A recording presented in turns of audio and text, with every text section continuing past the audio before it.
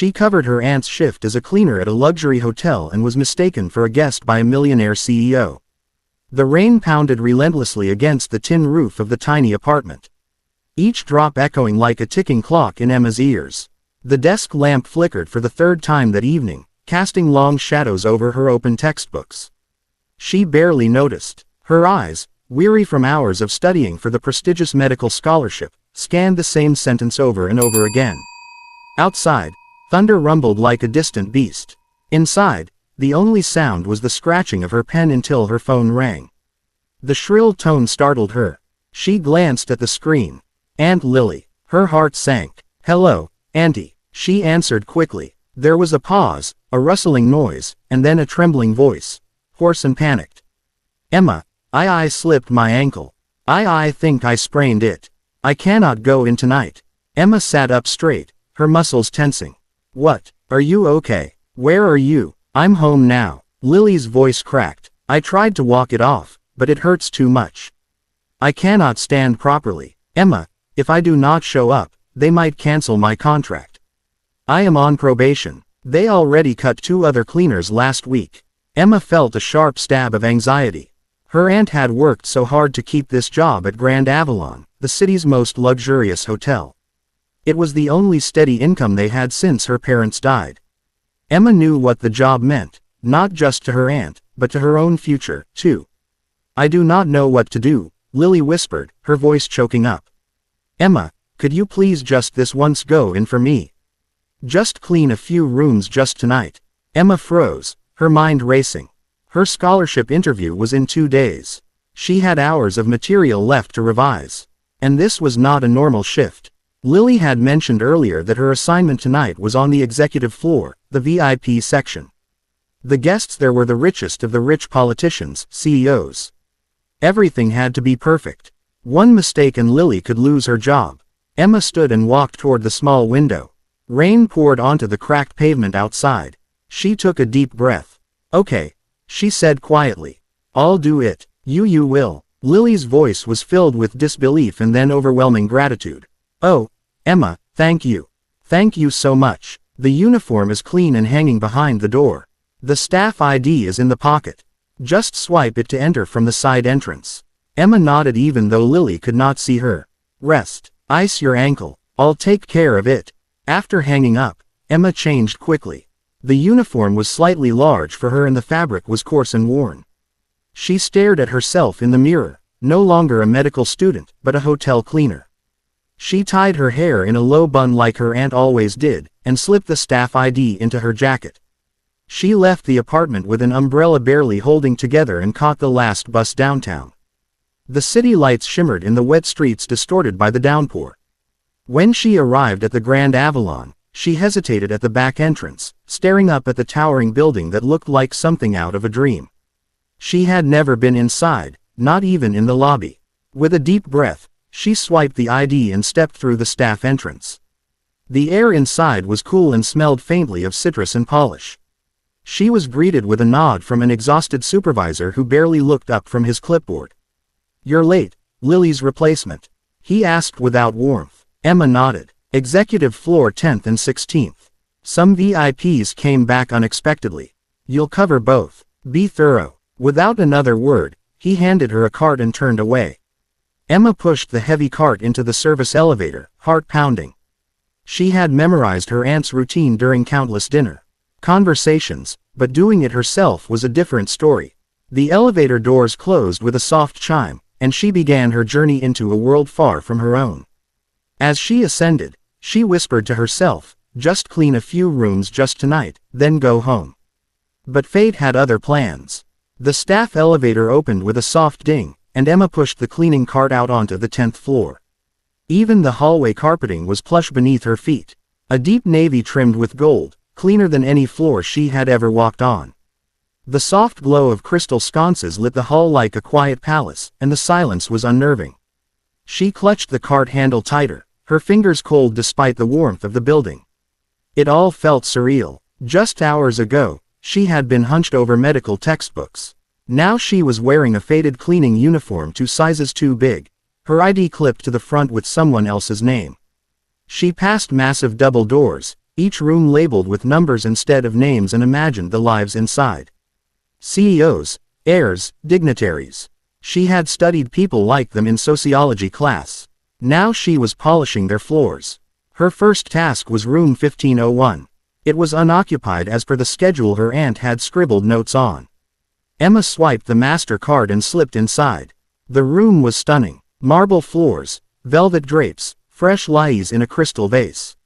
She blinked a few times and then set to work the way her aunt had described. Empty trash, replace towels, wiped surfaces, vacuum, check manure, align toiletries with exact spacing. She moved efficiently, driven by nerves. Every knock or distant voice made her heart leap. What if someone questioned her? What if someone realized she was not on the employee list? The fear stayed with her like a shadow. Just as she was finishing up, the walkie-talkie on the cart crackled. Anyone available on 10. Emergency request. Presidential suite on 16 needs cleaning as soon as possible. Guest checked out early due to medical issue. We need a reset before the next guest arrives. Can anyone cover? There was silence. Emma hesitated. Her heart thudded louder than the static. She reached for the walkie and pressed the button with a shaky thumb. I can. I'm finishing 1501 now. I'll take it. Copy that. Room 6001. Use the private elevator if needed. Get it done quick. Next guest's arrival window is flexible.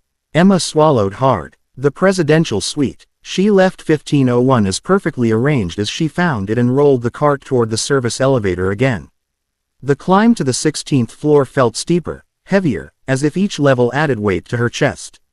When the doors slid open, she gasped softly. The 16th floor looked nothing like the rest.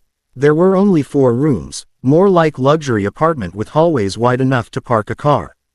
The walls were decorated with original art, not replicas, and a soft instrumental melody played through hidden speakers. She walked towards 6001, the double doors already ajar. A golden placard beside it read, "The Hart Presidential Suite." As she stepped inside, her breath caught. It was not a hotel room. It was a palace. The suite opened into a grand living area with high ceilings, ornate chandeliers, floor-to-ceiling windows that framed the stormy skyline. There were bookshelves built into mahogany walls, a baby grand piano in one corner, and a marble fireplace still faintly warm. Emma stood frozen, gripping the cart. Then she shook herself back to reality and began to work. She moved quietly, reverently, remaking the bed with military precision, fluffing the pillows, scrubbing the bathroom until it gleamed. She aligned every perfume bottle and glass like they were surgical tools. As she worked, she wondered what kind of person lived in such a space. What did they do to deserve it? How could anyone need this much space alone? An hour passed. Emma was kneeling beside the fireplace, wiping the last of the soot from the marble when the door behind her clicked. She did not turn at first. She thought it might be housekeeping double-checking something, but then a voice, a deep, steady one, spoke behind her. Well, this is unexpected. Emma's hands froze mid-wipe. That voice was not a cleaner's. She turned slowly, and the man standing in the doorway was unmistakable. Tall, sharp-suited despite the late hour, with silver at his temples and a phone still in his hand. He looked like he stepped out of a business magazine cover. His eyes narrowed slightly as they scanned her face. Then he raised one eyebrow and offered a tight KNING smile. I was not informed of any surprise arrangements tonight, but I suppose Grand Avalon still knows how to keep its top clients entertained. Emma's mouth opened, then shut. Her blood ran cold. What do you mean? She stammered. The man tilted his head, amused. You can drop the act. It is fine. I do not need the extra attention, but thank you anyway. Emma stared at him, horrified. I am just cleaning, she whispered. He blinked, confused for a moment, then skeptical. You are a cleaner. Emma could not answer.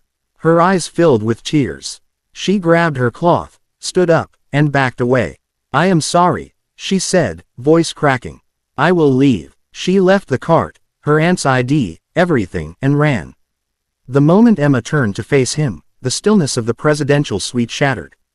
Her hands trembled slightly as she held the cloth, her breathing uneven, eyes wide with confusion and fear. The man standing by the door studied her for a long beat. He sat down, his phone on the side table with slow deliberation, his gaze fixed on her like he was trying to place her in a context that made sense. He took a few steps forward, his voice low, tinged with sardonic amusement. "You know," he said, "I thought I told them I was not interested in this kind of service anymore." Emma blinked. I'm sorry. The hotel," he clarified as though she were in on a private joke. "They like to be discreet with their VIP guests. A little after-hours surprise. It is not the first time they have done this, but I told them to stop." He motioned vaguely toward her as if that explained everything. Emma's heart pounded in her chest. She was too stunned to speak. He misread her silence as part of the act. "No need to be nervous," he continued with a slight smile. "Really, you can relax. I had a long day, and I just want some quiet tonight. You do not need to go through the whole routine." The words felt like ice in her ears.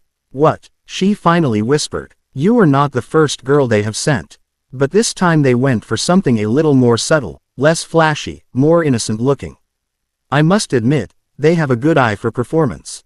Emma's face drained of color. "Performance," she echoed. He nodded, then chuckled softly. "You are very convincing. The whole lost in the room look, the humble clothes, the wide-eyed innocence. It is a bit overdone, but charming." She stepped back as if he had struck her. Her lips parted in disbelief. "I'm not," she tried to say, but her throat tightened. Her voice rose in desperation. "I'm not a performer. I'm not something you get with a sweet upgrade." The man's expression faltered just for a second. "I'm here cleaning," she snapped, her voice sharper now, wounded. "My aunt couldn't make it, and I'm helping her. That's all. I'm not part of some disgusting fantasy package." The last word cracked out of her like a slap. The amusement vanished from his face, replaced by a flicker of doubt. "Wait," he said, "you're serious?" Emma's eyes glistened. Her chest rose and fell rapidly. "How dare you? Just because I'm in this room wearing a cheap uniform doesn't mean I'm for sale." He stepped forward, alarmed now. "I didn't mean," but she was already moving, her breath hitched. She turned away, wiping her eyes with the back of her hand. On her way out, her elbow struck the cleaning cart, knocking it askew. Her aunt's ID badge slipped off her chest and fell to the carpet face down. He called after her again. "Wait, I made a mistake." "I didn't." Emma yanked the door open and rushed into the hallway, the opulent silence closing behind her like a wall. Inside, Alexander stood frozen. He stared at the door, then slowly turned his head to the cart she had left behind. He walked over, picked up the ID from the floor, and read the name. Lily Mendes, not Emma. He glanced back at the door, his brows furrowing. He was many things: ruthless in business, cold with strangers, but not cruel by nature. And what he had just done, it replayed in his mind with growing unease. The way she looked at him, not offended like someone overacting in a role, but genuinely hurt. He ran a hand through his hair, letting out a breath. Back in the hallway, Emma took the staff stairs 2 steps at a time, hot tears spilling down her cheeks. She had never been so humiliated in her life. All she wanted was to help her aunt finish her task quietly and go home. But instead, she had been mistaken for something vile, something less than human. And the way he had looked at her like she was just another amenity in his luxury suite burned deep in her chest. She made it back to the staff lounge, stripped the uniform off with shaking fingers, and changed into her own clothes. Her aunt's ID was gone, but she could not go back for it. Not now. He left the hotel through the same back entrance, the cold night air hitting her like a slap. The rain had slowed to a drizzle, but her face was already wet. She walked the long way home, her thoughts spiraling. One night, one simple favor. That was all it was supposed to be. She had no idea how one misunderstanding in a luxury suite would change the course of her entire life. Alexander Hart stood alone in the presidential suite long after the girl had vanished. The silence pressed down on him harder than before. The fire in the marble hearth had long gone out, yet he remained near it, staring at the ID badge in his hand. Lily Mendes, it read. He turned it over again, as if the name might change, but the photo on the badge was unmistakably not the girl who had just fled the room. He felt something twist in his gut. He had seen hundreds of women attempt to use charm or manipulation for access, favors, or money. He had trained himself to spot deception from miles away. But tonight, Something about her didn't add up. She had not flirted. She had not played coy. She had looked terrified, hurt, humiliated. Not like someone caught in a lie, but someone accused of something vile. Alexander ran a hand over his jaw, a flicker of guilt tightening across his chest. He walked over to the phone on the desk and dialed the security office. "This is Hart," he said. "I want access to the hallway and suite camera footage from the past 2 hours. Floor 16 now." "Yes, Mr. Hart," came the immediate response. 10 minutes later, he sat before a monitor in the private office downstairs, reviewing the footage. He watched as the girl, still unnamed, pushed the cart into the hallway. She struggled to maneuver it, clearly unfamiliar with the layout. She entered the suite without hesitation, working quickly and methodically, her movements clean, efficient, no trace of seduction or anything else out of place. There was no one else with her, no handoff, no signs of a planned encounter. She was simply doing her job, or rather someone else's. "Who is she?" Alexander asked, quietly. The head of security shifted uncomfortably. "Well, the badge she used belongs to Lily Mendes, longtime cleaning staff." "But that wasn't Lily. We can run facial recognition through employee records if you'd like." "No," Alexander interrupted. "Just give me everything you have on Mendes. Address, schedule, family information." Of course. Back in his suite, Alexander sat with the file open on his tablet. Lily Mendes, 57, employed at Grand Avalon for 7 years. 0 disciplinary marks. Lived in a working-class neighborhood east of the city. 1 dependent listed under her emergency contact, Emma Mendes. The name jolted him. He stared at it for a long moment. Emma, that must have been her. He didn't know what disturbed him more, the fact that he had insulted a young woman who was clearly trying to help her injured aunt, or the fact that he had looked at her with the same cold detachment he reserved for transactional encounters. Her face returned to his mind in perfect clarity. Wide brown eyes filled with tears. The way her voice broke, the rawness of her pain. He was a man known for never second-guessing himself. Tonight he could not stop. He stood abruptly and walked to the window. The rain had stopped, but the city below still shimmered with leftover storm light. For years he had lived his life in precision. Deals, data, control. Feelings were inconvenient. People were assets or liabilities, but that girl Emma was neither. She was real, and he had reduced her to something less than human in a single careless assumption. Alexander turned away from the window, jaw tight. He reached for his phone and dialed his executive assistant. "Claire," he said when she answered groggy. "First thing tomorrow morning, I want you to schedule a private meeting with the hotel manager. I also need background on all cleaning staff assigned to executive floors in the past 72 hours and find me a phone number or address for Emma Mendes." Claire paused. "Of course, sir. May I ask why?" Alexander exhaled slowly, staring at the ID badge still resting on his nightstand. "Because I made a mistake," he said, "and I intend to fix it." 2 days later, Alexander Hart stood in front of a faded green door in a narrow hallway of a low-income housing complex on the east side of the city. The building smelled faintly of mildew and boiled vegetables, a stark contrast to the marble and eucalyptus-scented air of the Grand Avalon.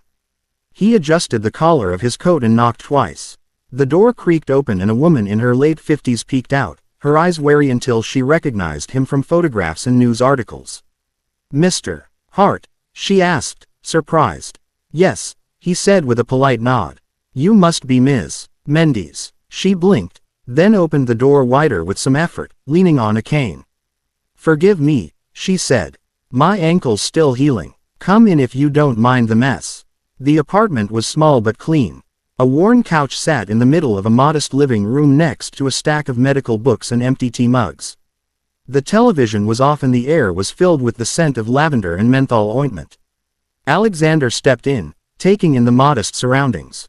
He had been in boardrooms more opulent than most ballrooms, but this space, humble and personal, made him oddly quiet. "I'm not here to cause trouble," he said gently. Lily offered a tired smile as she settled onto the couch. "I guess that you're not exactly the suing type, but I know why you're here." Alexander raised an eyebrow. "You figured out it wasn't me cleaning that night." Lily said, "I heard from one of the staff that you were asking questions about Emma." He nodded slowly. "Yes, I realized I made a mistake. A serious one. Lily looked down, twisting the hem of her sweater. She was only trying to help me. I had fallen, twisted my ankle bad, and if I missed that shift, I was afraid I'd lose my job. So, she offered to go just for one night. Alexander remained silent. She begged me not to tell anyone. Lily continued, her voice growing softer. Said if someone found out she wasn't staff, I'd be fired.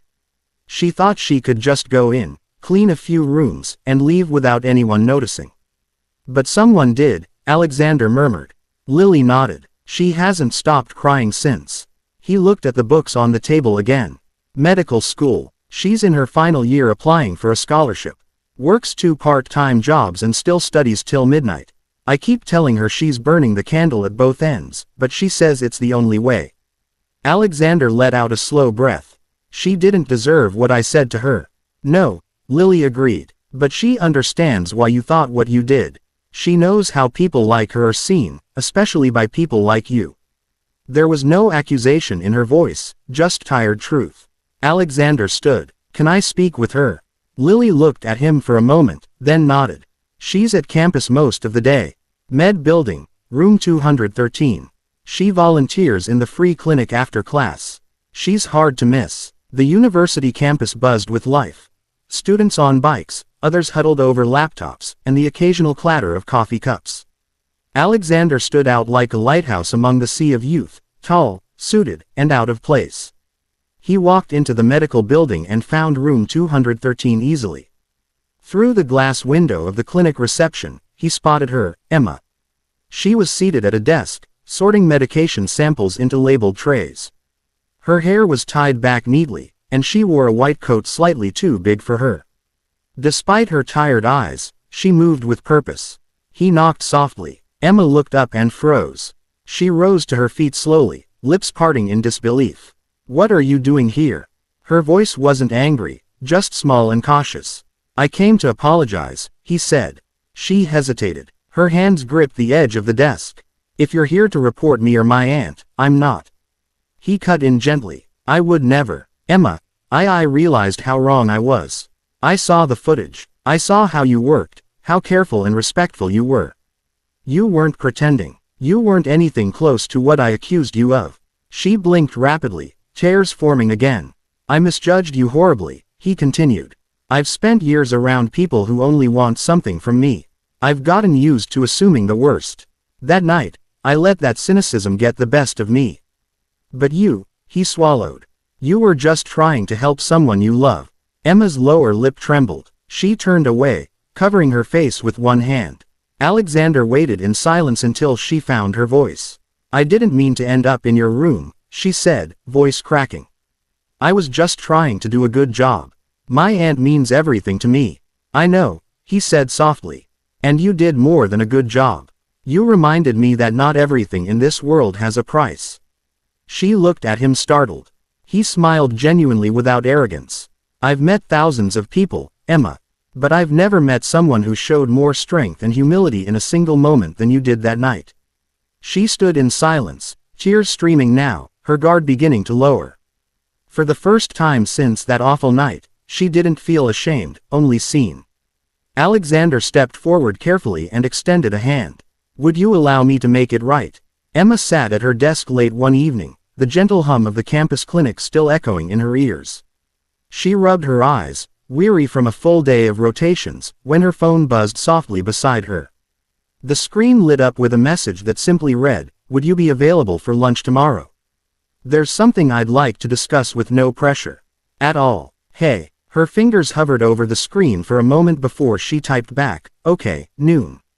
Perfect. When she met Alexander the next day, it was not in a lavish restaurant or a private lounge, but at a quiet cafe near campus, her favorite study spot, where the coffee was too strong and the chairs creaked, but the sunlight hit the windows just right.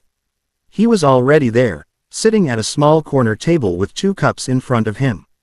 He stood when he saw her. No longer the towering CEO from glossy magazines, but a man in a simple navy sweater and dark looking a little too tall for the space, but somehow fitting. I took a chance, he said, offering her one of the cups. The girl behind the counter said, you always ordered this.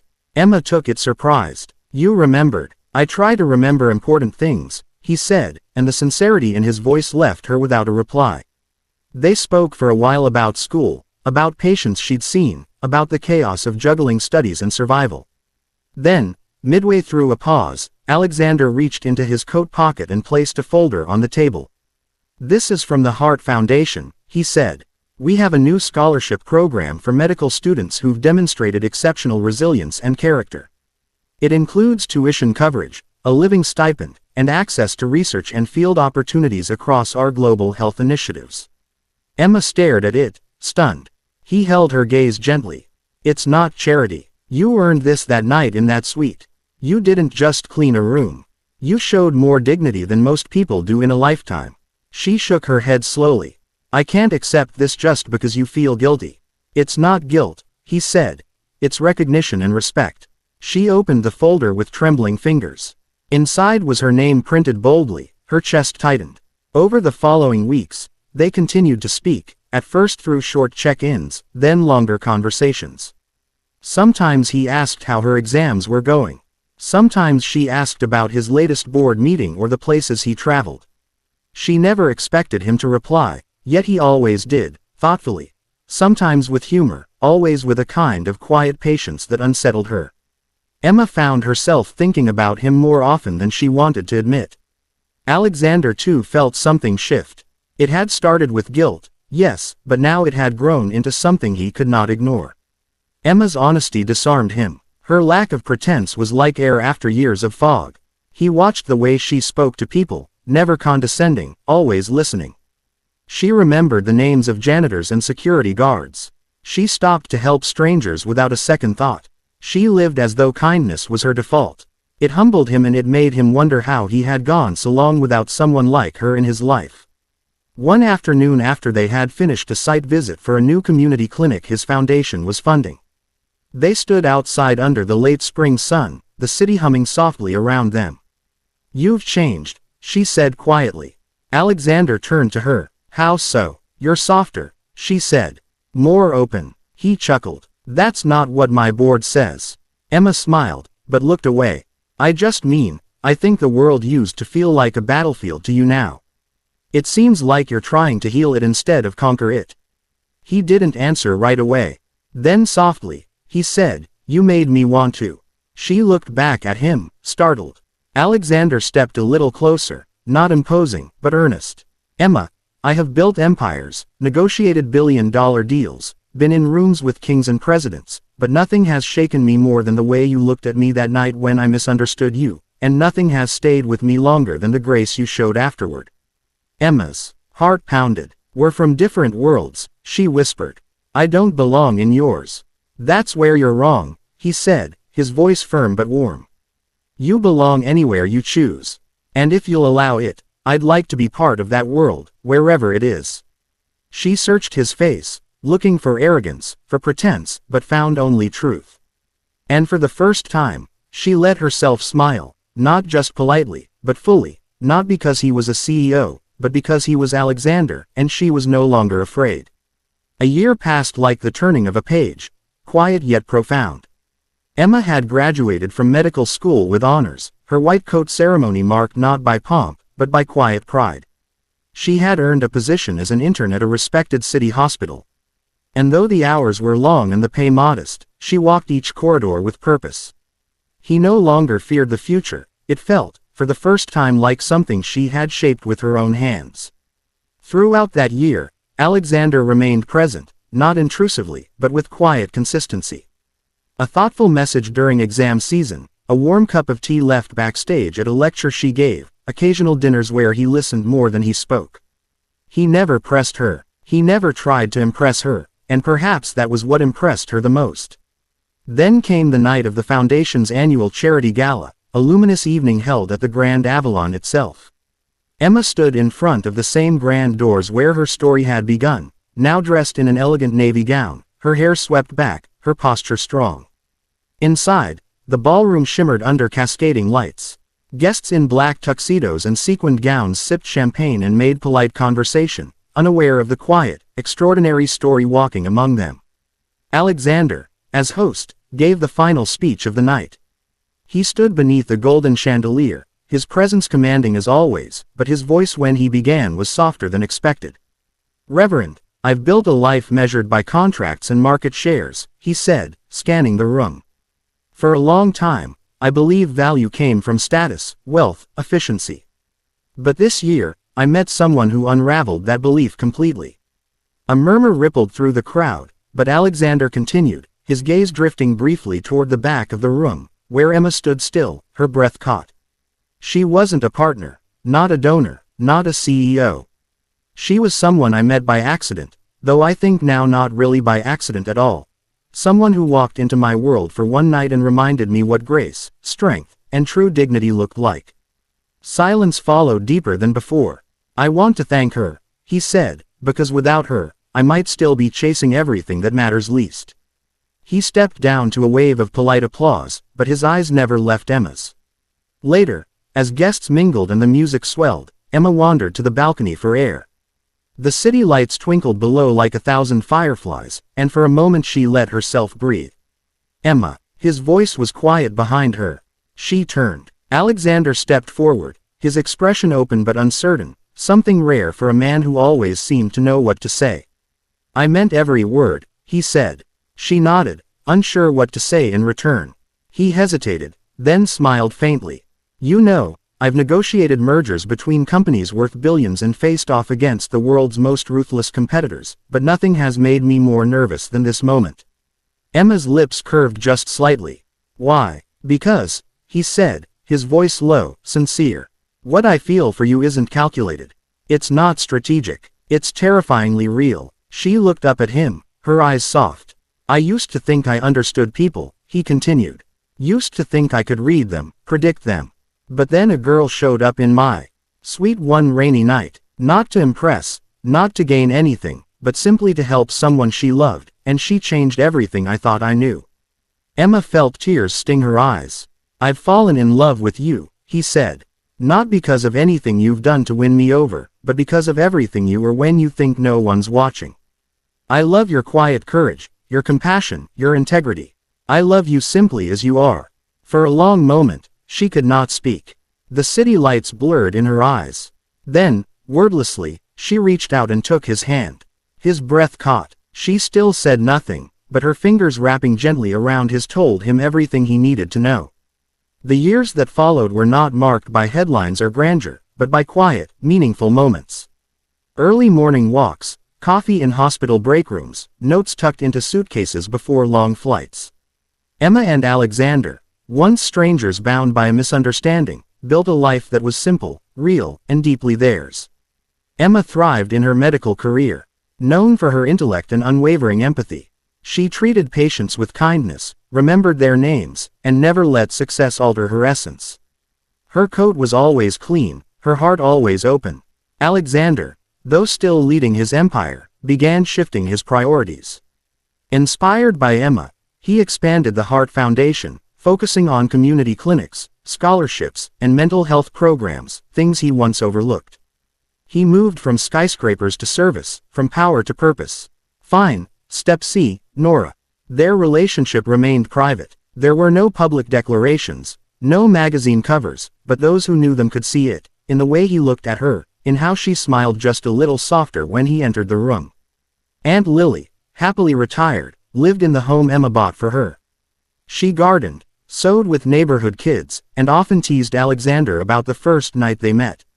"You thought she was part of some hotel surprise." She'd laugh. "Now look who's surprised." Years later, at the opening of a children's hospital, Alexander stood at the podium in a simple gray suit. Emma watched quietly from the wings. "When I was younger," he said, "I thought success meant chasing more money, more recognition. But one night, I met someone who showed me the truth." He paused, his gaze finding Emma. She didn't try to impress. She simply helped someone she loved. She didn't demand anything, but gave everything. "She reminded me that the rarest things in life aren't bought. They're found." He smiled, eyes soft. "I once searched for luxury, but my heart was conquered by something far greater. A woman who never needed to be given anything because she herself was the gift." The room was silent, deeply moved. Emma wiped a tear, her heart full, and in that quiet it was clear. This was a story not of luck, but of love, not of wealth, but of worth, and of how the greatest journeys often begin with a single unexpected mistake. Thank you for staying with us through this deeply moving journey. If this story touched your heart, reminded you of the quiet power of kindness, or made you believe in the beauty of second chances, then it did exactly what we hoped it would do. At Soul-Stirring Stories, we believe in telling tales that heal, inspire, and awaken something tender inside all of us. Stories of resilience, of love that crosses boundaries, of ordinary people doing extraordinary things, not with noise, but with heart. If you felt something today, we invite you to subscribe to Soul-Stirring Stories so you never miss another story that speaks to your soul, because sometimes the smallest moments hold the greatest meaning. We'll see you in the next story.